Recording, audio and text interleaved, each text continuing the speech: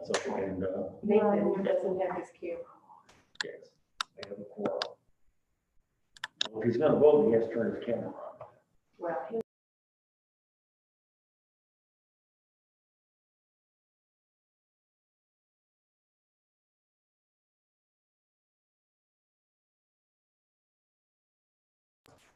you are unmuted, sir. All right, good evening. Good evening. We have a quorum, so we will proceed. Stand to the pledge. I pledge allegiance to the flag of the United States of America and to the republic for which it stands, one nation, under God, indivisible, with liberty and justice for all. All right, roll call vote, please. Alderman Alder? I'm here. Sort of. Alderman Flores? Here. Alderman Galloway? Here. Alderman Poston? Here.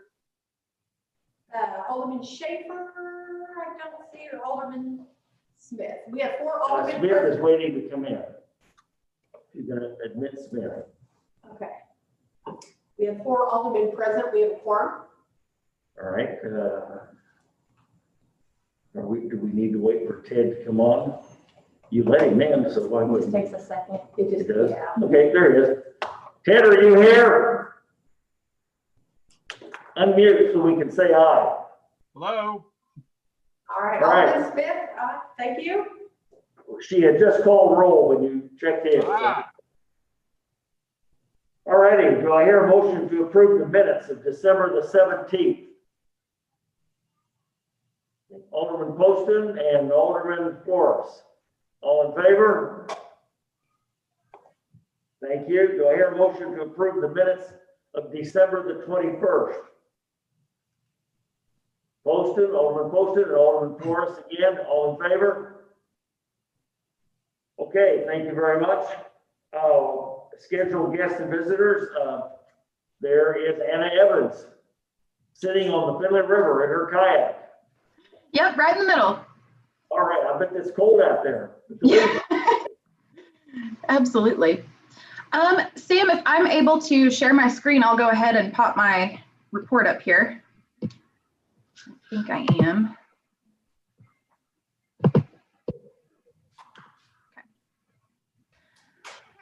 It looks like I'm able to share real quick, a quick rundown. We are working right now with the Springfield CVB. They have asked us to post at least one, and hopefully that will turn into a series of guest articles specifically about Ozark with a tourism perspective, of course. So their audience is quite wide and they go outside the region. So right now I'm working with their team to come up with, like I said, a series of those guest posts, and we're excited to work with Springfield CVB. They're good partners to us and they want to reach out and help promote Ozark. So we're happy about that. Just as a reminder, and I know, sorry? I was going to say, if there's anything in that regard that Sam can help you with, why, don't hesitate to give her a shout. Yeah, absolutely. I'm sure you probably all are very aware, but just wanted to officially note in the Chamber's capacity that, of course, as of January, Missouri's minimum wage will increase to $10.30 per hour in 2021. So that's, of course, that date has passed and that has happened. So we have sent that communication out and we'll continue to make the wage posters and things like that available and try to make sure people have all those details. But they're employers in retail businesses or some service sectors whose annual gross income is less than $500,000 are not required to pay that state minimum wage. And there's some details that go into that depending on your industry and whatnot. But we have a lot of small businesses who hopefully won't have to get into the weeds on that. Just wanted to give specifically a shout out. Ozark Leads Class 5 met on December 9th, and that day was the local government day. And we had a lot of participation and a lot of help from some city partners and staff. So I want to say specifically thank you to everyone involved with Ozark Leads that day.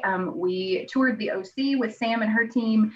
We heard from guest speakers from SimCog and some folks from Taney County, but we also heard from Jeremy Parsons, The class got to tour the water treatment facility and do all sorts of fun stuff that day. So thank you again to city staff who were able to help us and partner with us on that day. It's always fun to have that class go through and learn a little bit more about how decisions are made and all the different departments and everything that the city works on that affects their lives. So thank you very much. Just wanted to give a note under special events. We do have the dates for our community events set for this year. The very first event that we have, we're not doing anything special event wise until very end of April. So April 26th is our golf tournament. That's just a chamber event. That's not an event we do in partnership with anyone else, but that's an outdoor event. So we feel pretty safe planning that for end of April. But we have taken and pushed all of our big live events pretty far into the year in the fervent hopes that we're going to be able to proceed as normal and make plans to fulfill those just like how we always have. So we will have our Business Expo May 8th, Community Awards Banquet. We typically have that first weekend in February. That's going to be June 5th. And that's confirmed, of course, with Finley River Community Foundation as well. They'll be joining us again. Citywide Garage Sale September 5th, State of the Community October 14th, and then Christmas Parade November 20th. So just wanted to give you a heads up that a few of those events we typically do either in first quarter or early in the spring have been pushed a little bit further down into the year. I also, before I hop into PPP, I did not include it in this written report, but did want to just note the Missouri Chamber, I'll come over here, has released their 2021 legislative agenda for the state level as to what they're going to be advocating for as an organization in Jefferson City this upcoming legislative session. There's some things I think that, of course, affect all of us, transportation being a big one. You know, workforce programs and things like that. There's a couple things on the state level, like, you know, COVID-19 litigation protection for very large employers that I don't know that are going to be as relevant to us down here in Christian County, but we are keeping our eye on what those legislative priorities are. And of course, as a chamber, it will be up to our Legislative Affairs Committee and folks to decide what we want our particular legislative priorities to be, and if we want those to really fall in line with what the state levels is. But that is out there. That information is through the Missouri Chamber. If you have any interest in taking a look at business-focused legislation that the state level is going to be focused on this upcoming year. And then finally, I'm sure, again, you probably all have kept your ear to the ground on this, but there has been, of course, new federal legislation for COVID-19 relief, which will affect and reopen the Paycheck Protection Program. So some folks might even be eligible to reapply again if they had already applied for the first round. This upcoming PPP will also expand some eligibility. So some folks who might not have been eligible to apply before will now be eligible to apply. And we'll have, of course, those guidelines on how forgiveness can be applied for and things like that.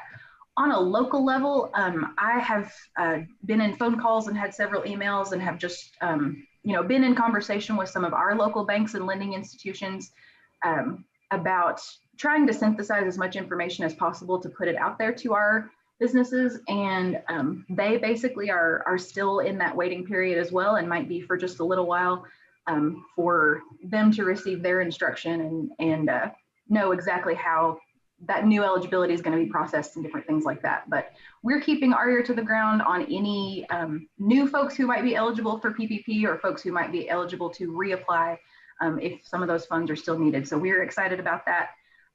The chamber itself actually is eligible now. We were not eligible for PPP the first round. So interested in exploring that. But we, like I said, we're keeping our ear to the ground. We're still trying to do our best to make sure that we have all the information and we're able to communicate it as best as possible in speaking to what's relevant to our members. So let me know if any of you have any questions. Yeah, any questions from the board? Okay, I've got a question, Anna. And maybe I just haven't been keeping up with what's going on here, but it says the Christian County Commission has opened applications for local businesses. I thought they had closed off their CARES Oh, funds. sorry. Yeah, that has been, that's been a tag in that section for some months. And you're right, that December deadline has passed. So that is, disregard that. Scratch off number 3. Yep. Yes, I just. Okay, very fine. Any further comments or questions from the board? Okay, Ms. Evans, thank you very much. Appreciate your report. Thank you.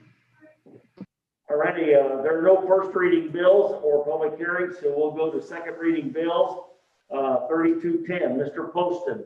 Yes, Your Honor, I move that we place Bill 3210 on its second reading.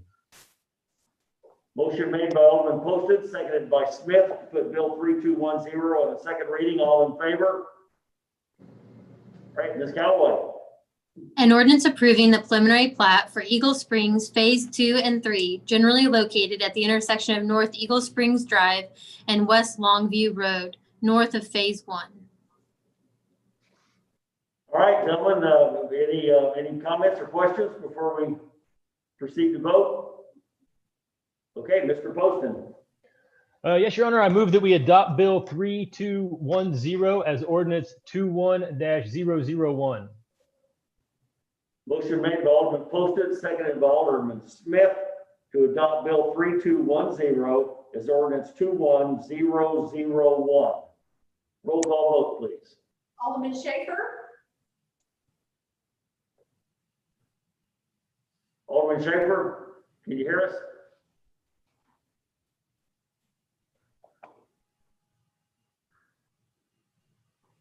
Why don't you come back in? okay, Alderman Poston, Aye. Alderman Smith, Aye. Alderman Galloway, Aye. Alderman Flores, Aye. Alderman Alder, Aye. Alderman Schaefer. You're muted, Jason.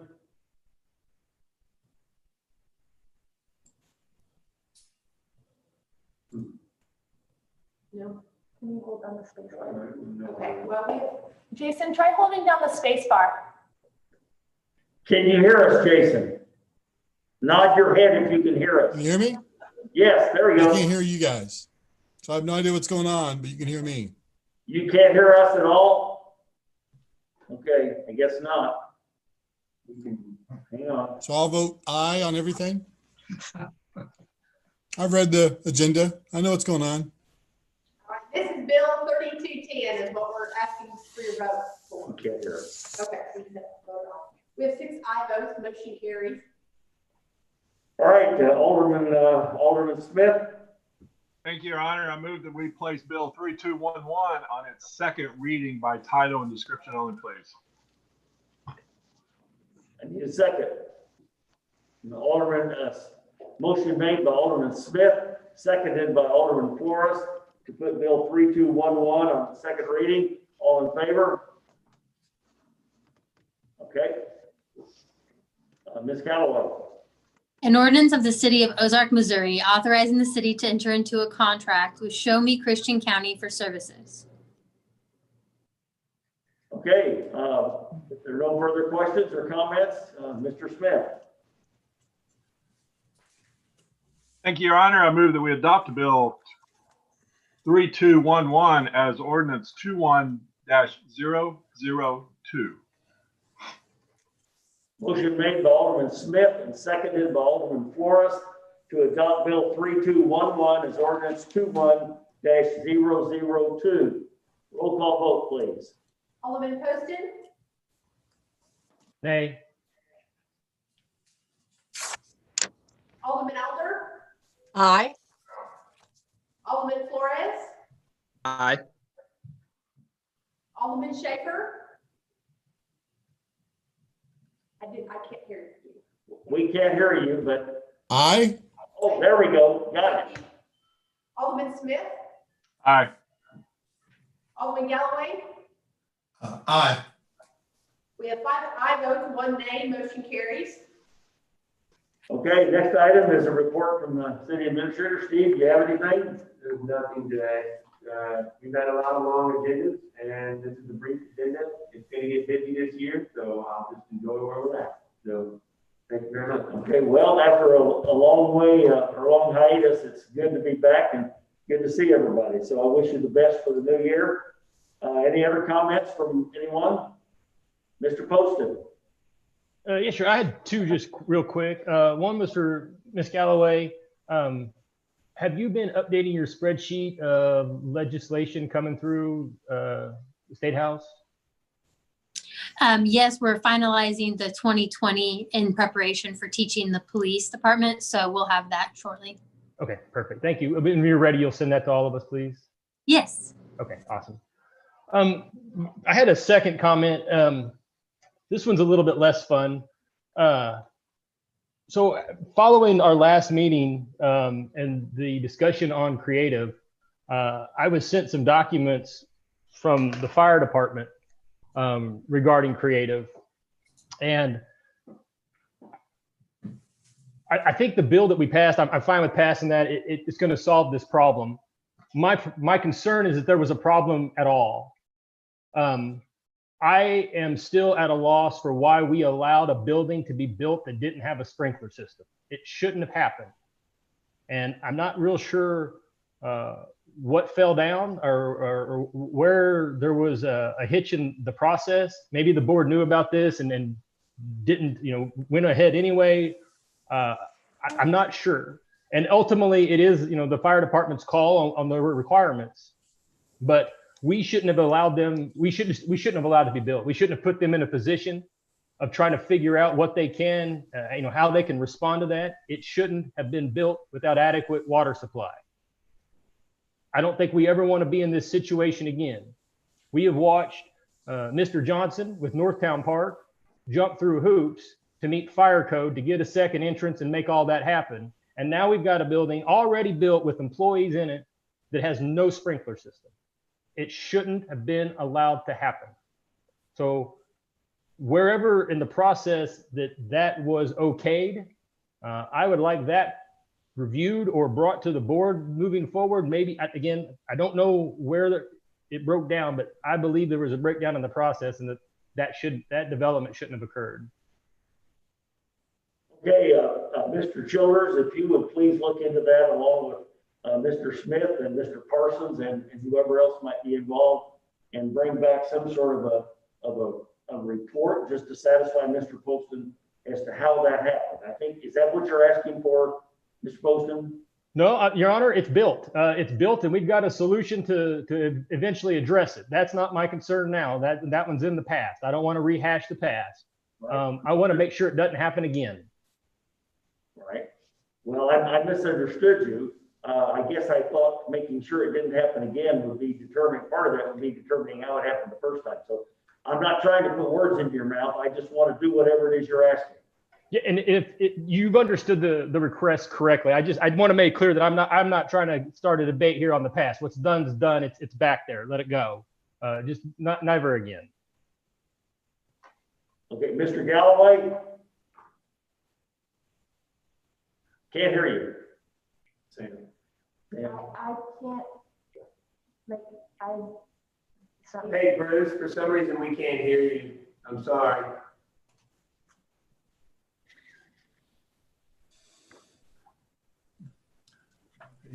Look at Jason. it's not me. Hear me? Good grief. I've been suffering some difficulties with Zoom. It keeps kicking me off on my video. Can you hear me? Yes, that works. We can hear you now. We got you. Okay. It's odd. I've been thrown off several times now on my video. I'm not quite sure what's going on. But something did pop up that said my microphone had switched. So I'm guessing it's something on my end, but I don't know how that could be. Anyway, two things. One is just a matter of housekeeping. Chandra, if you could show that I abstained on the minutes as to the 21st. I had an obligation. I wasn't at that meeting. And then second, I just wanted to follow up on what Alderman Poston said. I guess I'm just catching up to it. I didn't quite understand what was being said, and maybe somebody can just clue me in. I'm not asking for why a sprinkler system wasn't put in. I think that's going to be answered with some investigation, and I'm curious about that. But I had some trouble following what was said as far as the problem has been solved, that there is a sprinkler system coming in. Did I catch that correctly? What is the status? Somebody. That was the bill that was, Amanda, would you speak to that? I know we dealt with it appropriately on the 21st, but would you answer Mr. Galloway's question as to how we did that? I think that perhaps Mr. Smith would have a summary answer for that. Great, that's fine. Mr. Smith?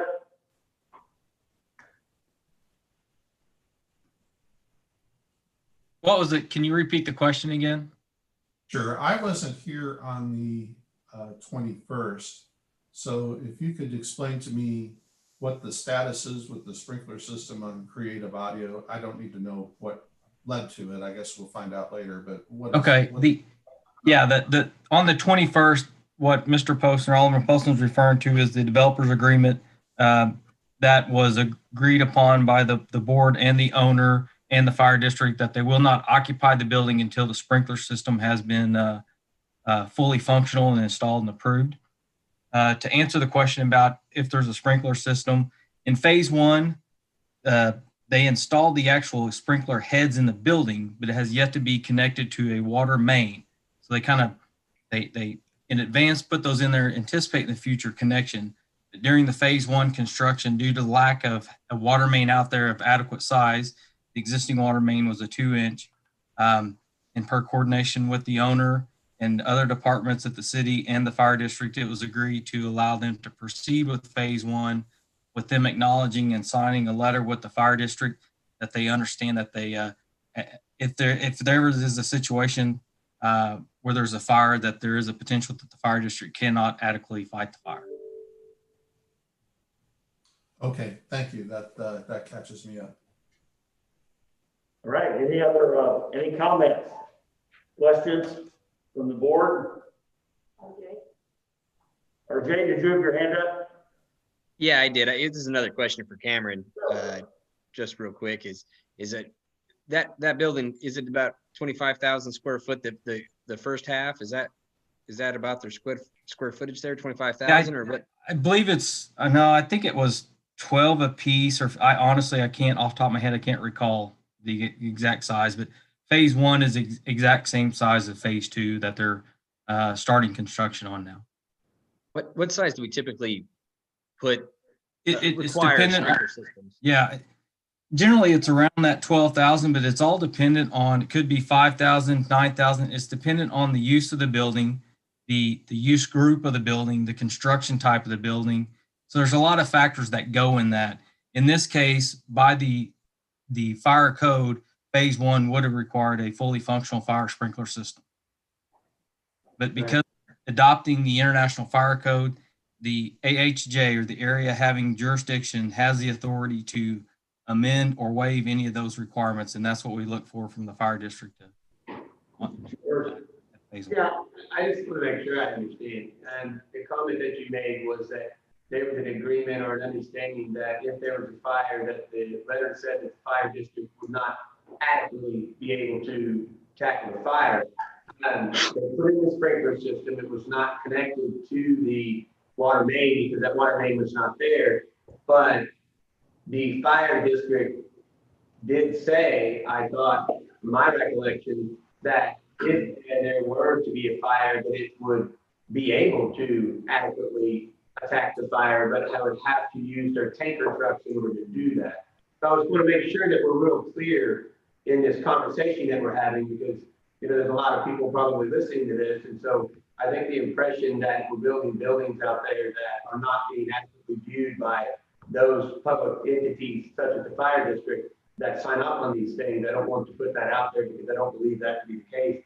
I think there's a lot of facts associated with this. So isn't it the fact that the fire district signed off on this because they did have the ability to adequately attack the fire simply by not using their pumper trucks, but it wasn't connected to the fire system? I just want to be clear on that.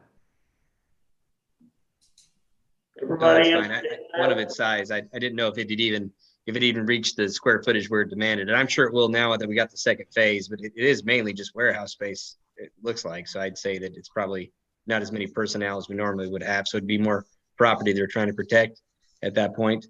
And so I figured that probably came into play when the fire department made that decision.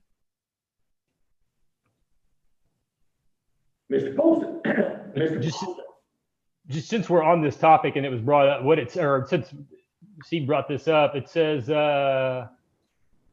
we will do everything possible to bring as many firefighting assets to the location of creative audio should a need arise. However, in the absence of a dedicated water supply, such as a hydrant system, we will be severely hampered in our firefighting efforts. Thank you for that clarification. Okay, anything further on that? Any other comments?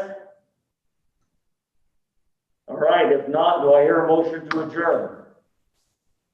Alderman Smith, Alderman Schaefer, all in favor?